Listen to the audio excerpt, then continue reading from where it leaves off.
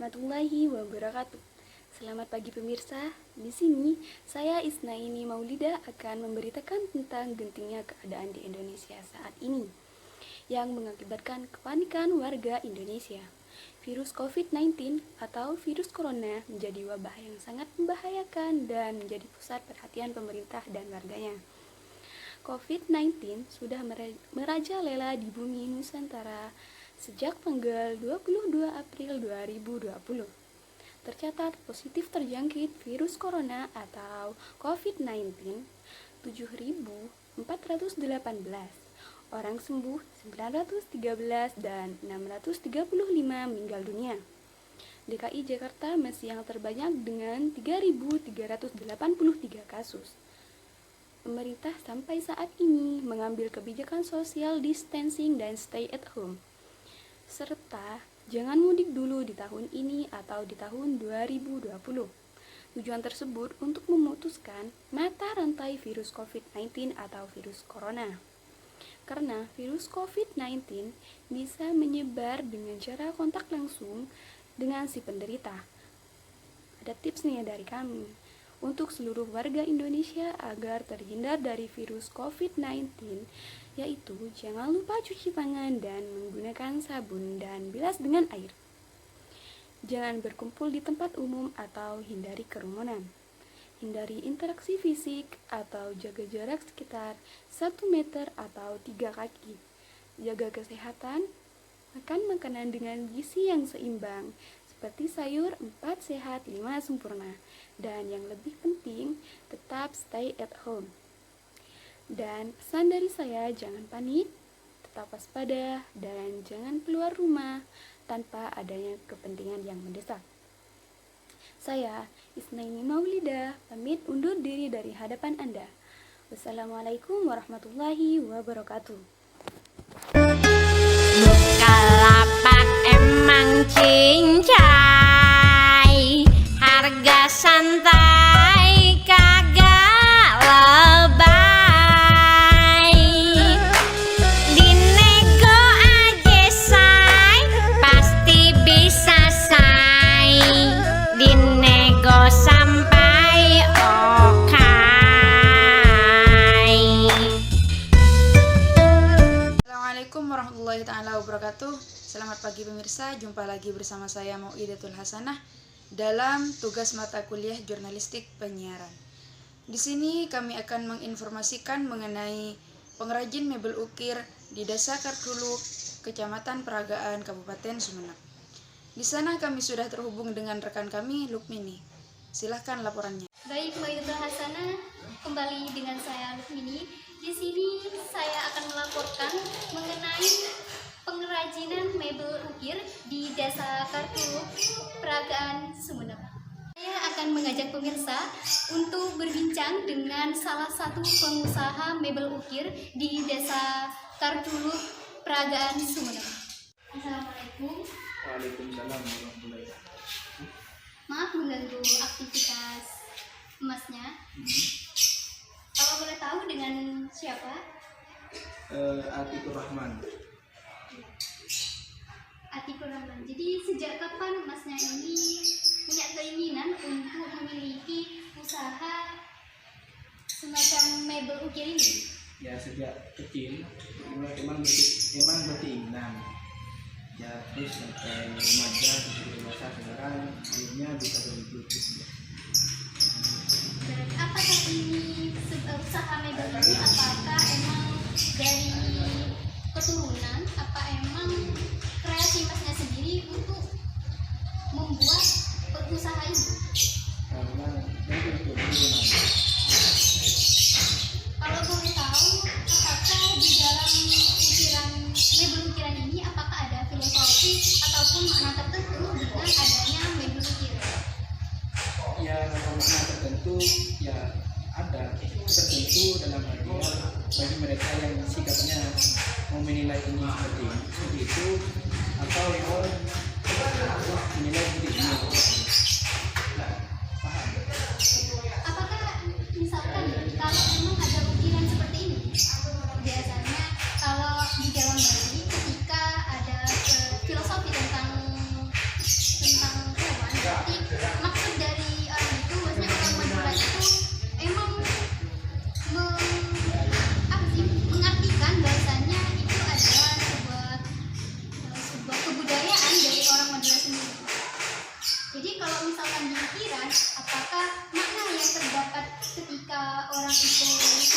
apakah itu emang asal buat atau emang ada makna tertentu dari mebel ukir ini?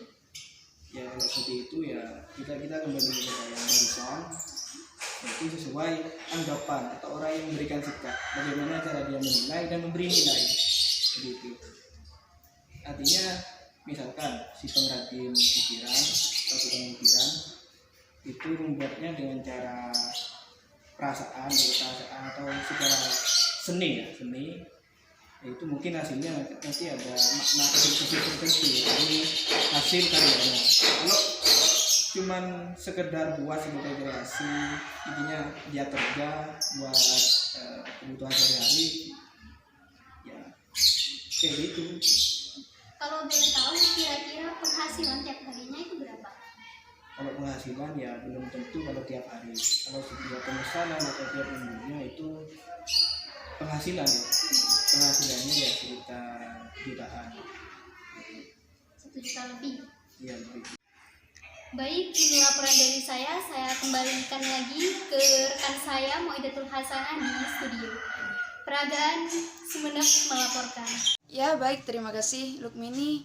Sekian laporan dari saya, Moidatul Hasanah melaporkan.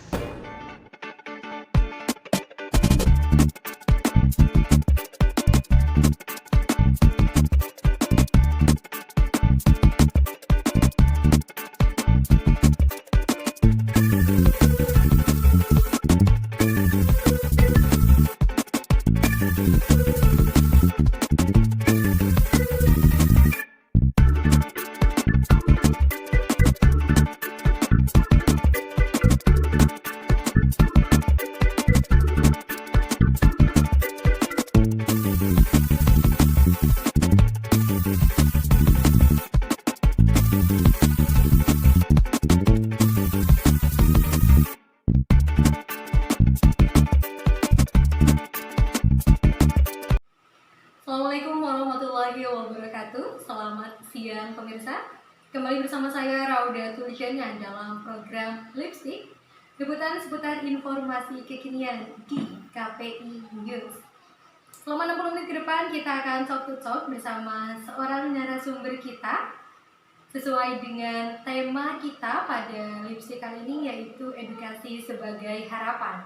Kita akan mengundang salah satu woman influencer milenial perempuan yang akan berbagi kisah inspiratifnya dengan kita. Baik, di sini sudah ada Mbak Farida selaku narasumber kita pada siang hari ini. Selamat siang Mbak Farida. Selamat siang. Gimana kabarnya di bulan Ramadan ini? Alhamdulillah baik banget. Oke, Mbak Farida, kita hari ini akan sama-sama sharing untuk Mbak Farida bercerita tentang kisah inspiratifnya yang sudah memberikan edukasi kepada anak-anak desa untuk tetap giat mengembangkan pendidikan utamanya dalam bahasa Inggris, sehingga terciptalah Happy English Course. Sebelumnya Mbak Farida ini juga merupakan guru di MI Internasional Sabilillah yang merupakan salah satu sekolah favorit di Kabupaten Sampang, dan beliau juga sekarang menjadi founder sekaligus CEO dari Happy English Course. Mbak Farida, gimana sih ceritanya akhirnya Mbak Farida bisa mendirikan Happy English Course? Happy English Course sendiri adalah mimpi kecil saya, karena basicnya saya suka bahasa Inggris itu dari SD. Jadi karena waktu saya masih kecil memang fasilitas itu kurang memadai. So, saya buatlah Happy English Course ini untuk anak kecil dan tidak dipungut biaya apapun alias gratis. Iya, emang untuk kursus bahasa Inggris di desa itu emang pasti kita perlu digratiskan agar Minatnya banyak. Pendidikan, mereka lebih suka anaknya merantau seperti itu. Namanya juga di desa ya. Jadi kalau masyarakat desa itu memang pikiran itu masih kurang minat dalam segi edukasi maupun edukasi. Malah mereka lagi belajar bahasa Inggris. Iya, karena emang kebanyakan nih kalau orang-orang di sini tuh bilangnya ngapain sih belajar bahasa Inggris, emang kalian bahasa Inggris kayak gitu ya. Padahal sebenarnya hal-hal seperti itu tuh perlu diubah prakteknya yang seperti itu. Dan Happy English Course sendiri tuh udah berapa lama sih Mbak Farida? Sebenarnya yang berdiri itu Kalau planningnya memang sudah lama, cuman baru saja terrealisasi sekitar 7 bulan karena memang saya pribadi saya sibuk kan. Saya ngajar di MI Internasional Sabilullah itu dari pagi sampai sore, jadi pulangnya memang sore dan masih memesan kayak papan, peralatan-peralatannya dan medianya juga saya memakai tidak hanya keterangan dari saya tapi kadang langsung dari YouTube karena agar emang anak-anak di sini saya menciptakan happy and school. Anak-anak benar menikmati dan happy belajar sambil lalu happy tanpa bosan. Jadi bukan hanya keterangan dari saya pribadi tapi kadang saya memakai media seperti laptop, emang video-videonya bahasa Inggris dan langsung kadang saya kasih channel YouTube yang memang belajar langsung dari orang Inggris. Native speaker ya. Yes, native speaker. Dan emang anak-anak pasti bahagia gitu. Jadi mereka nggak Jadi sesuai namanya, happy and sport. Dan mereka juga nggak terkesan terdikte gitu dalam belajar. Karena emang anak-anak itu masih menganggap bahasa Inggris itu kayak belajar matematika. Jadi mereka kayak emang berpikiran seperti itu untuk bahasa Inggris. Cuman di sini saya lebih mengembangkan speakingnya sih, belum ke tenses. Karena memang basicnya dasar banget, anak-anak emang anak SD kan yang ikut ini. Jadi masih seputar ini sih, terus kandungan number, gitu, color. Jadi emang happy English course ini untuk basic belajar bahasa Inggris dari basic banget. Terus respon dari masyarakat desa sini tuh gimana? Alhamdulillah respon masyarakat di sini mendukung banget, apalagi orang tua yang mereka excited banget dan ayolah lanjutkan gitu, dan anak-anaknya pun didukung, ayo ikut gitu. Jadi kalau udah ada respon baik, jadi pasti Mbak Faryani punya harapan nanti ke depannya untuk happy English course ini gimana? Sebenarnya seperti ini. Pada saat saya ngajar di MI Internasional Sabilullah, anak kecil kelas 1 udah bisa ngomong bahasa Inggris dengan baiknya. Miss, I want to drink. Miss, excuse me, I need to go to the restroom. I like it so much. Dengerinnya itu dulu saya Emang lucu banget gitu ya anak kecil. dulu saya waktu itu pengen banget ngomong bahasa Inggris tapi fasilitas kurang memadai, dan saya pengen mereka tuh kayak murid saya yang di MI Internasional Sabilullah yang basicnya emang orang kota. Jadi di sini walaupun dasar saya nggak mau mereka kalah seperti itu. Jadi saya pengen mereka tuh setara dan bisa ngomong bahasa Inggris kayak anak kecil di sana. Jadi memang salah satu pengembangan desa melalui edukasi. Terus kita dalam melakukan suatu kebaikan pasti ada hambatannya. Hambatannya apa dalam mendirikan atau menjalankan happy English course ini?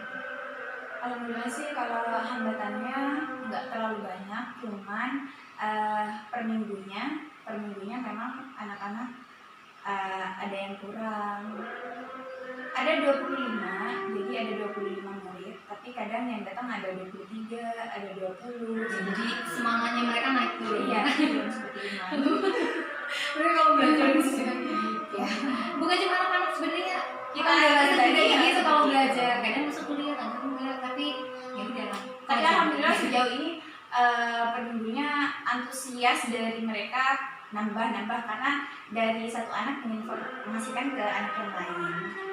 Oke, untuk didirikannya Happy English Course, apa Mbak Farida ini benar-benar mendirikannya pure seorang diri sebagai wanita milenial atau mungkin ada bantuan atau motivasi dari orang lain? Kalau saya pribadi sih, saya perlu manusia. Saya perlu kawan lain lah sebagai makhluk sosial ya. Jadi di dalamnya ada teman-teman saya yang juga keluaran IAIN. Saya juga nge-share di grup, ayo yang mau ke rumah bantu. Jadi Saya juga mau bantu. Oke.